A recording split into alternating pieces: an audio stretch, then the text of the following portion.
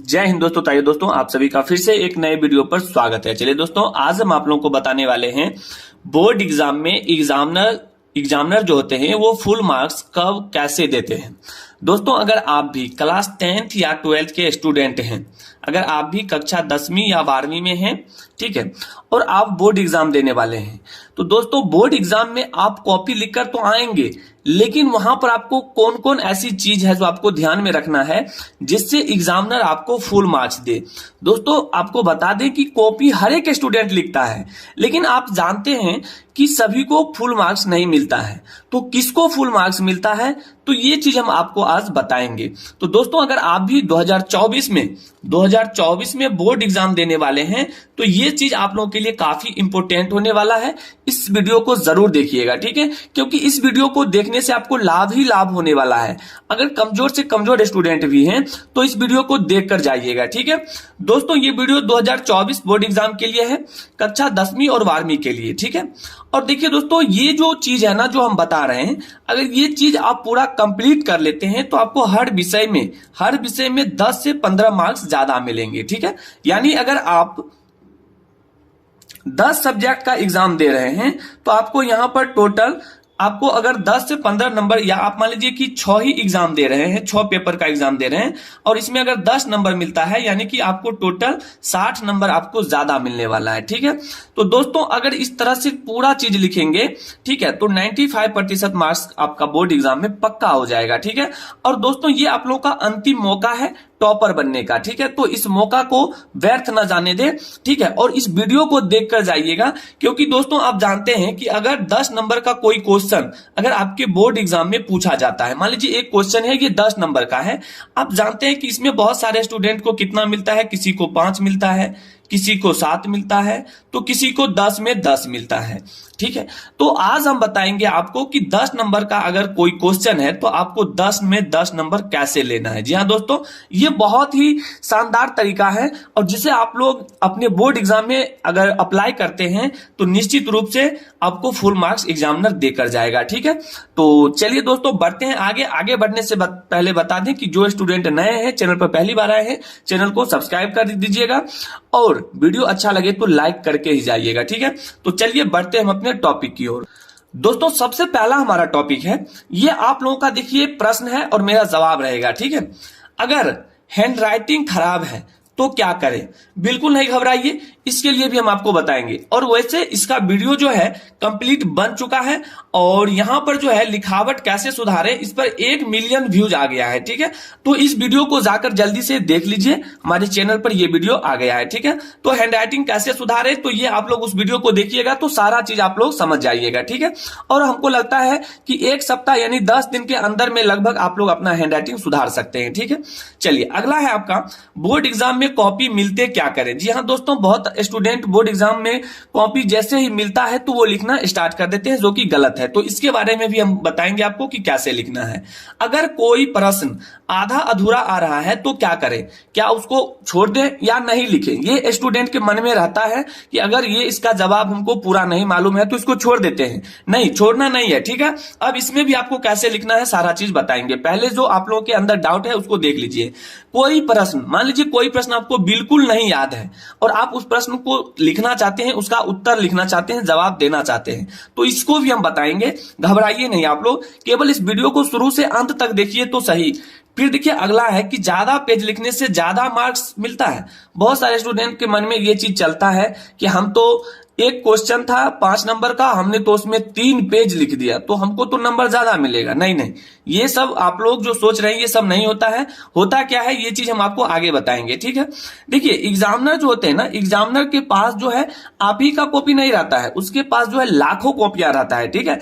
तो एग्जामिनर उसको चेक करते हैं और उसी में किसी को ज्यादा देते हैं, किसी को कम देते हैं। तो ज्यादा किसको देते हैं, इस चीज के बारे में आज हम आपको बताने वाले हैं। तो ये चीज आप लोग समझ गए होंगे। आइए एक एक चीज को हम क्लियर करके बताते हैं।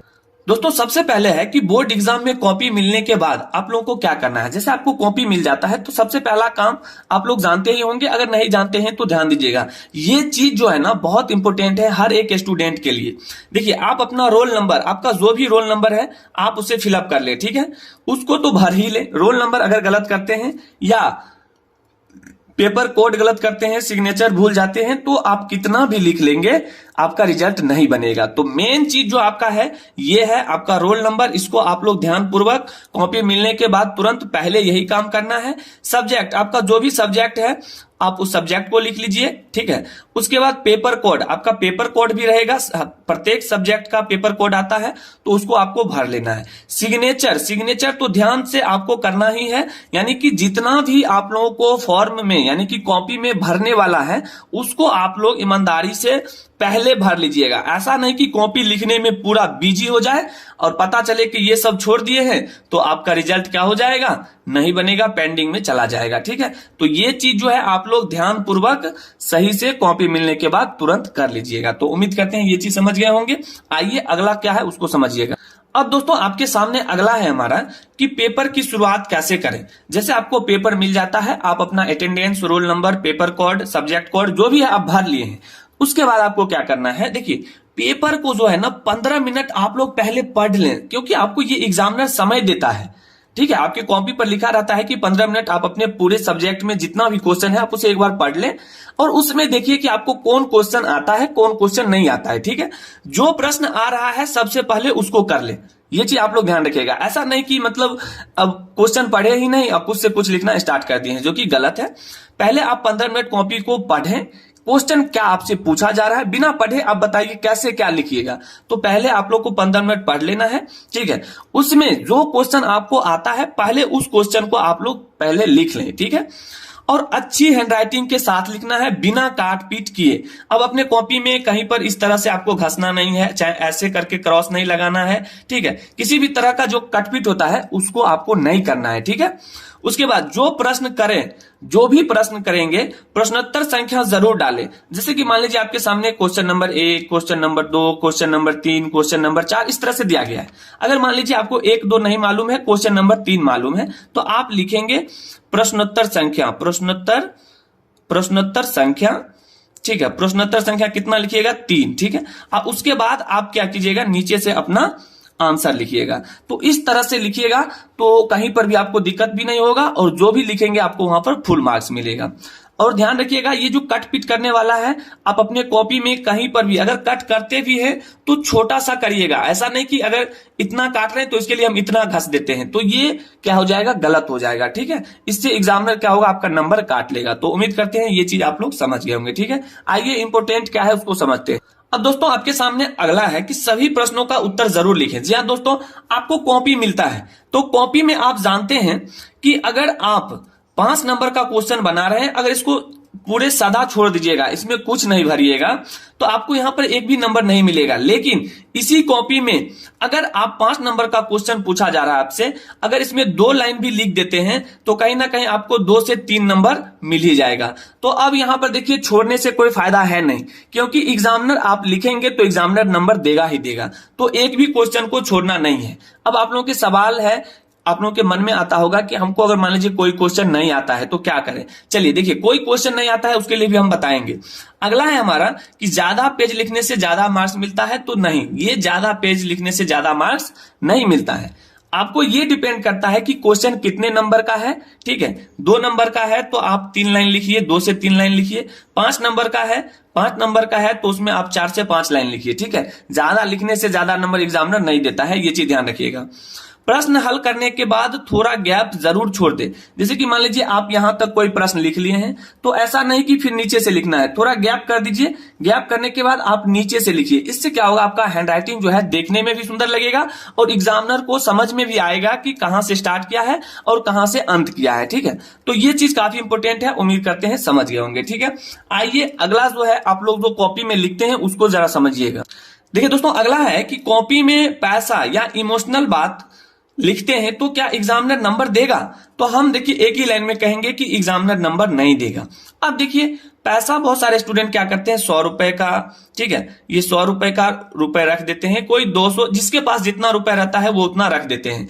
अब देखिए एग्जामिनर यहां पर क्या होता है कि डीमोटिवेट हो जाता है, उसको ऐसा लगता है कि बच्चा जो है हमको मतलब खरीदना चाहता है, रुपया देकर नंबर लेना चाहता है।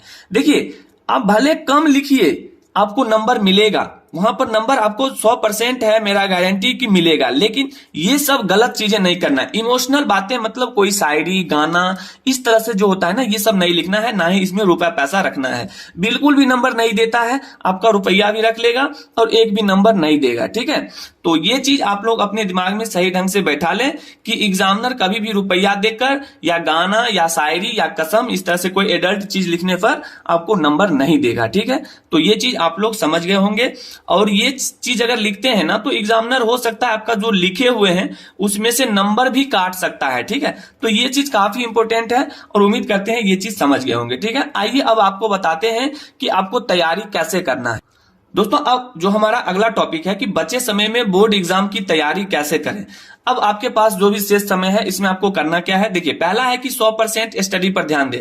कोचिंग स्कूल में जो भी पढ़ते हैं पढ़िए, लेकिन ज्यादा करके आपको करना क्या है, ज्यादा करके आपको देखिए अपने सेल्फ स्टडी पर ही ध्यान देना है। जितना सेल्फ स्टडी करेंगे उतना आप सभी सब्जेक्ट में बेहतर बन जाएंगे। अगला है कि सभी सब्जेक्ट को पढ़ें, एक सब्जेक्ट को नहीं पढ़ना है। आपका जो भी सिलेबस है सभी सब्जेक्ट को बराबर बराबर समय देकर और सभी सब्जेक्ट को कंप्लीट करें। ठीक है, उसके बाद देखिए तीसरा है इंपोर्टेंट क्वेश्चन, जो भी इंपोर्टेंट क्वेश्चन है उसी को पढ़ें, ज्यादा आपको इधर उधर नहीं भागना है। ठीक ना, उसके बाद देखिए चौथा है कि मॉडल पेपर या प्रीवियस ईयर पेपर जरूर करें। मॉडल पेपर है तो उसको कीजिए या प्रीवियस ईयर पेपर है तो उसको कीजिए। ठीक है, और प्रीवियस ईयर पेपर में कम से कम 3 साल पहले का क्वेश्चन आंसर जरूर एक बार सही ढंग से आप लोग कर लें। अगला हमारा है कि मेन पॉइंट जरूर याद कर लें, यानी किसी भी क्वेश्चन का जो मेन पॉइंट होता है उस मेन पॉइंट को आप लोग जरूर एक बार पढ़ के जाएं। तो इस तरह से आप लोग अगर तैयारी करते हैं तो आपको 95% मार्क्स भी मिलेगा। और जैसे हम आपको बताए हैं कि कॉपी लिखना कैसे है, एग्जामिनर क्या देखकर नंबर देते हैं, तो ये चीज आपको ध्यान में रखना है। एग्जामिनर आपको फुल मार्क्स देगा ही देगा। ठीक है, तो चलिए दोस्तों, उम्मीद करते हैं आप लोग समझ गए होंगे कि एग्जामिनर क्या क्या देखकर बोर्ड एग्जाम में नंबर देते हैं। और इस तरह से अगर आप लोग बोर्ड के कॉपी में लिखकर आते हैं तो आपको पूरा का पूरा नंबर मिलेगा। तो उम्मीद करते हैं दोस्तों वीडियो अच्छा लगा होगा। अगर वीडियो अच्छा लगे, चैनल पर पहली बार आए हैं तो चैनल को सब्सक्राइब कर दीजिएगा और लाइक करके ही जाइएगा। तो मिलते हैं दोस्तों अगले वीडियो में, तब तक के लिए जय हिंद, जय भारत, वंदे मातरम।